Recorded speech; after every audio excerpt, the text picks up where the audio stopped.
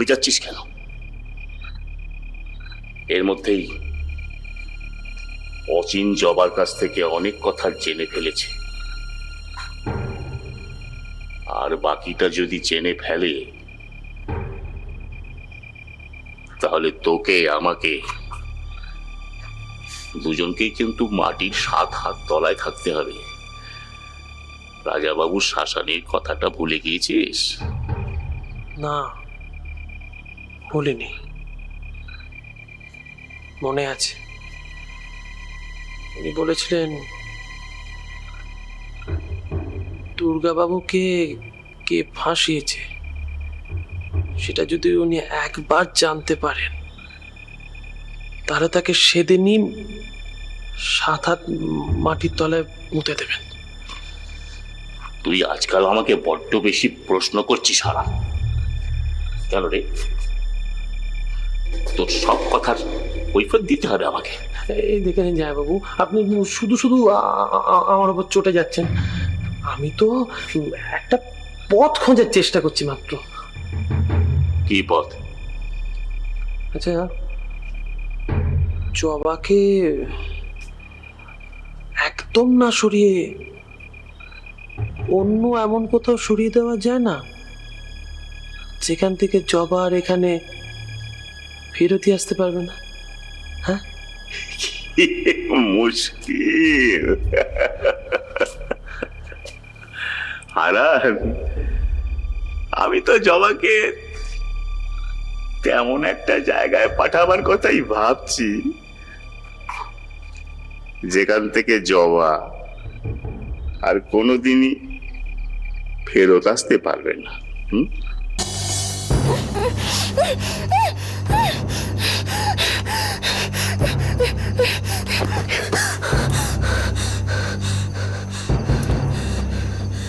আপনি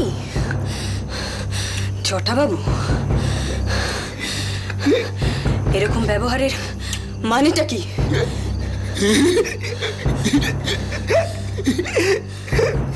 তোর সাথে একটু মস্করা করছিলাম।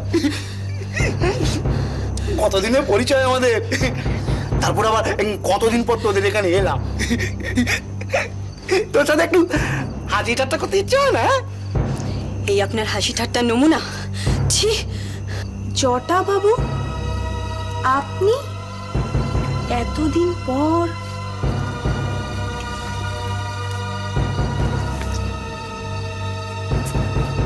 জবা না? আচ্ছা, আপনি কি এখন আটলাতেই থাকবেন? হ্যাঁ রে, আটলাতেই ঘর যখন, তখন সেখান থেকে আর অন্য কোথাও যাবো বল? হ্যাঁ, তবে অনেকদিন তো ঘরটায় ছিলাম না, তাই ঘরের চাল টাল সব আবারই নতুন করে সারাতে হবে। আপনার বউয়ের খবর কি? তিনিও তো শুনেছিলাম আপনার সাথে কলকাতায় গেছেন, তা তিনি আসেননি? সে আসবে কি করে?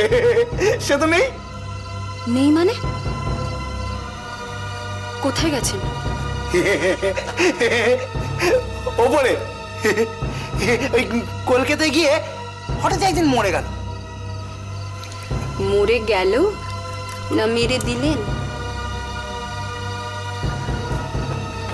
কে কে কে কে কে কে বলেছে আমি আমি মেরে দিয়েছি?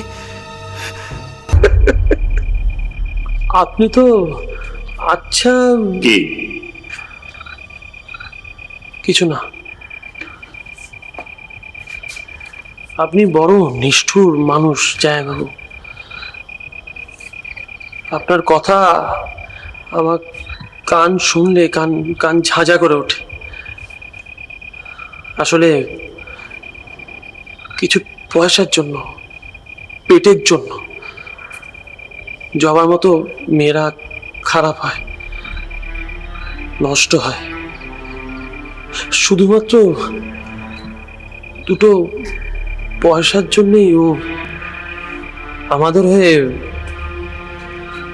দুর্গাদাস বাবুকে ফাঁসিয়েছিল, তাই জন্য কি ওকে,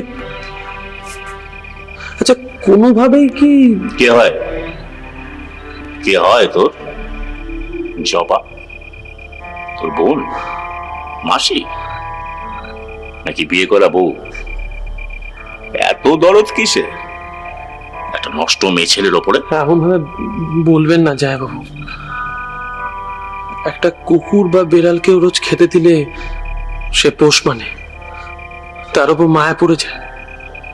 আর জবা তো একটা মানুষ। চুপ কর। তোর দিদির বংশে তুই একটা কুলাঙ্গার। ঘরে বিয়ে করা বউ থাকতে একটা বারবনি তার ঘরে গিয়ে সময় কাটাস, লজ্জা করে না তোর? বারবনিতার ঘরে গেলেই যে কারোর চরিত্র নষ্ট হয়, এটা কোনো ধর্মে লেখা নেই জামাইবাবু। দুর্গা ঠাকুর করতেও কিন্তু বারবনিতার ঘরের মাটি লাগে। আর আমি আপনার কাজ হাসিল করতেই ওদের ঘরে যাই, শরীরের বা মনের টানে নয়। এই তুই কি বলতে চাইছিস বলতো? তুই আমার কাজ হাসিল করতেই বারবনিতার ঘরে যাস কেন রে? আমার কাজ হাসিল করতে অন্য কোনো ঘরে যাওয়া যায় না? এই জন্যই তোর বউ তোকে সন্দেহ করে। দেখবি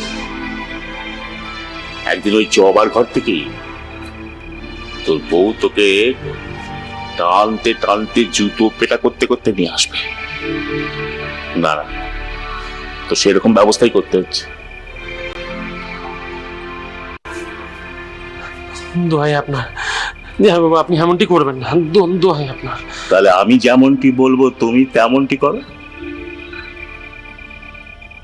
জবার লোক ঠিক হয়েছে কি হয়নি?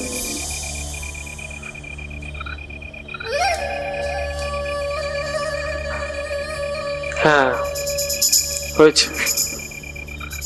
কে সে? সে আপনি চিনবেন না। আপদদের যত না চেনা যায় ততই ভালো।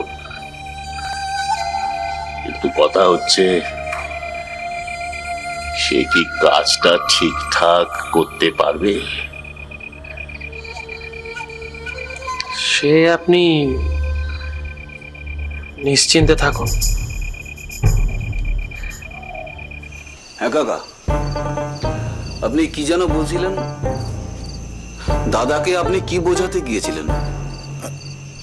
এই দেখো, আমার কথার মাঝে আবার তুমি ওই কথাটা ধরে বসলে। ও কিছু না, কিছু না।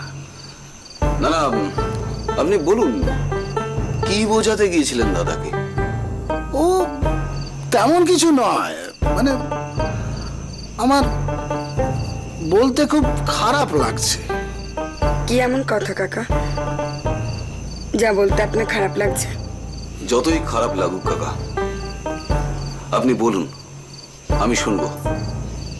মানে তোমরা এত করে যখন বলছো, আসলে মানে সব্বানন্দ আমার কাছে কিছু ধানের বীজ ধার নিয়েছিল। তা আমার দরকারে সেই ধানের বীজের পয়সাটা ফেরত চাইতে যাওয়া। তারপর? তা পয়সা ফেরতের কথা শুনে বৌমা বলল যে সব্বানন্দ অসুস্থ, এখন তাদের পক্ষে পয়সা ফেরত দেওয়া সম্ভব নয়। না, আমি তাদের অসুবিধার কথাটা অস্বীকার করছি না, কিন্তু আমার দিকটাও তো একবার ভেবে দেখা উচিত ছিল। বলো, উচিত ছিল না? ছি ছি ছি ছি ছি ছি ছি ছি। দাদার এমন অধঃপতন, ধানের বীজ ধারে নিয়ে পয়সা শোধ দেয় না। ছি, আমি তো ভাবতেই পারছি না। একটু রাজ্যবংশের মান সম্মান এইভাবে ধুলোয় মিশিয়ে দিচ্ছে দাদা? এত উত্তেজিত হয়েও না ধম্ম, এত উত্তেজিত হয়েও না। তবে আমি একটা কথা বলতে পারি, এই না হলে তুমি ধম্ম, হ্যাঁ সত্যি দুই ভাইয়ের মধ্যে কত পার্থক্য। তুমি হলে এমন মানুষ যে বংশের সম্মান, কথার মান সম্পর্কে তুমি কত সচেতন, আর তারই দাদার কিনা এই অবস্থা। আপনার হয়তো বোঝার ভুল হতে পারে ঘোষাল কাকা। আপনার পয়সা ফেরত দেবে না এমন মানুষ কিন্তু ওনারা নন। তাছাড়া একটা মানুষ একটা রোগে ভুগে ঘরে শুয়ে আছে, সেই অবস্থায় কি করে টাকা জোগাড় করবে? তুমি থামো।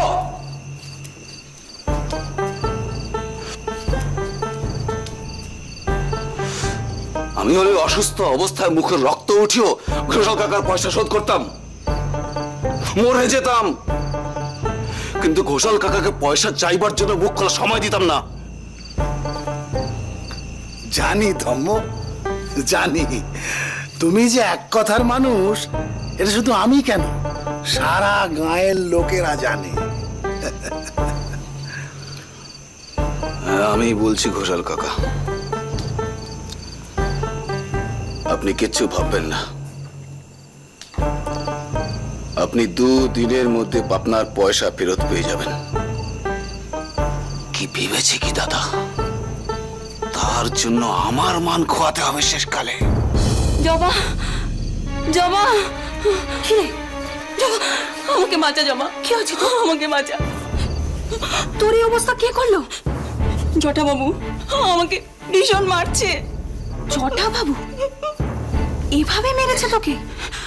আমাকে বাঁচা জবা, আমাকে বাঁচা, নইলে আমাকে মেরে ফেলবে। এখনো মেরে ফেলিনি, তবে ইচ্ছে করলে মেরে ফেলতেও পারি, আবার ইচ্ছে করলে তোর গায়ের এই সুন্দর নরম ছালটা ছাড়িয়েও নিতে পারি। কিরে, পারি না পারি না? আরে বাবা, জবার আঁচলের ভেতর লুকিয়ে থাকলে কি আমি তোকে মারতে পারবো না? ওর এই আঁচলের ফাঁস দিয়েই আমি তোকে মেরে ফেলবো। আমার আঁচল নয়, শাড়ির একটা সুতোই হাত দিয়ে দেখুন না, কাঁধের ওপর ওই হাতটাই থাকবে না। খুব ধমকাচ্ছিস যে, মুখের ভেতরে জিভটা ইঁদুরের মতো লাফাচ্ছে নাকি? হ্যাঁ, কি লাফাচ্ছে সেটা বুঝবেন যদি ওর গায়ে একটাও আঙুলের ছোঁয়া লাগান। সোজা কথা বলে দিচ্ছি, ওকে নিয়ে একদম টানাটানি করবেন না। কেন মেরেছেন ওকে? বেশি মারিনি তো, ওর পিঠটা একটু চুলকাচ্ছিল, তাই একটু চুলকে দিয়েছি। আরে বাবা, বলে কিনা কি এক ঠাকুরের গান শিখেছে, তাই আমাকে শুনতে হয়। আমি কি এখানে ওর গান শোনার জন্য এসেছি নাকি? সারা রাত তো গান গাইবে আর আমি ডুগি তবলা বাজাবো? এই চল, আর ন্যাকামো করতে হবে না। না, আমি যাব না। তুমি মানুষ নও, তুমি একটা জানোয়ার। কথাটা মন্দ বলিসনি। জানিস, সব মানুষের ভেতরেই একটা জানোয়ার লুকিয়ে থাকে,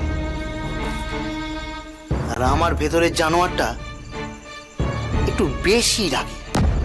কি ভেবেছো তুমি? আমি জ্যোতির বিয়ে দেব। কি বললে? তুমি দাদার বিয়ে দেবে? ঘর সংসার হলে আপনি ছেলের মন অন্যদিকে ঘুরে যাবে।